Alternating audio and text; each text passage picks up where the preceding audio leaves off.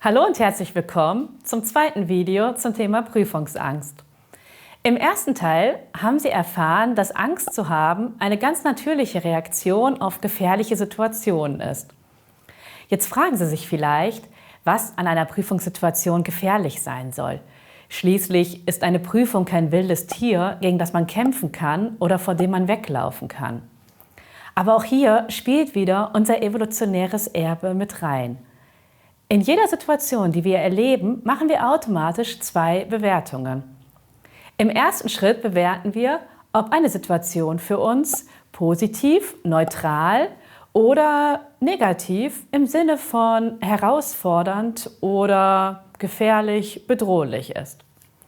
Im zweiten Schritt bewerten wir dann, ob wir die nötigen Kompetenzen, Fähigkeiten, Ressourcen haben, um diese Situation gut bewältigen zu können. Das bedeutet, je nachdem, wie diese beiden Bewertungen ausfallen, erleben wir eine Situation als positiv, neutral oder als angstauslösend. Ein gutes Beispiel dafür ist das Halten eines Referats.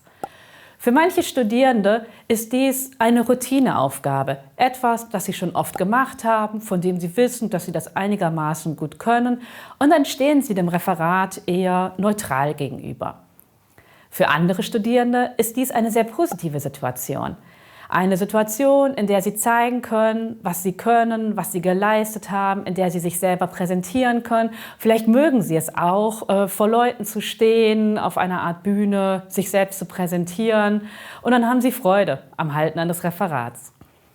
Und für andere Studierende wiederum ist dies eine sehr stressende Situation. Das betrifft insbesondere Studierende, die in der Vergangenheit schlechte Erfahrungen gemacht haben, die sich daran zurückerinnern können, was beim letzten Mal schiefgelaufen ist, was sich nicht wiederholen soll. Und es betrifft auch Studierende, die ganz wenig oder gar keine Erfahrung haben mit dem Halten von Referaten, vielleicht weil sie dem bisher gut aus dem Weg gehen konnten. Und diesen Studierenden fehlt dann die Erfahrung und die Erinnerung an positiv verlaufende ähnliche Situationen. Sie sehen also, dass sowohl unsere Vorerfahrungen als auch unsere Erwartungen eine große Rolle dabei spielen, wie wir eine Situation wahrnehmen oder ob wir eine Prüfungssituation eher als positive Herausforderung oder als stressende, belastende Prüfungssituation erleben. Für viele Studierende spielt zum Beispiel die Sorge, sich zu blamieren, eine große Rolle. Dass irgendwas schieflaufen könnte, dass sie hinterher enttäuscht sein könnten, dass sie vielleicht einen Blackout erleben, dass irgendwas passiert, dass sie sich hinterher schämen, dass sie das Gefühl haben, den eigenen oder fremden Erwartungen nicht entsprochen zu haben. Wenn man darauf den Fokus hat, ist es ganz logisch, dass der Gedanke an Prüfungen mit Stress und Angst verknüpft ist.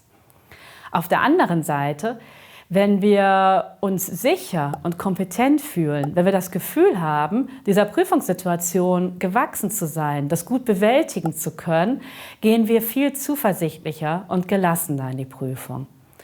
Und wie das auch Ihnen zukünftig leichter fallen kann, erfahren Sie im nächsten Video.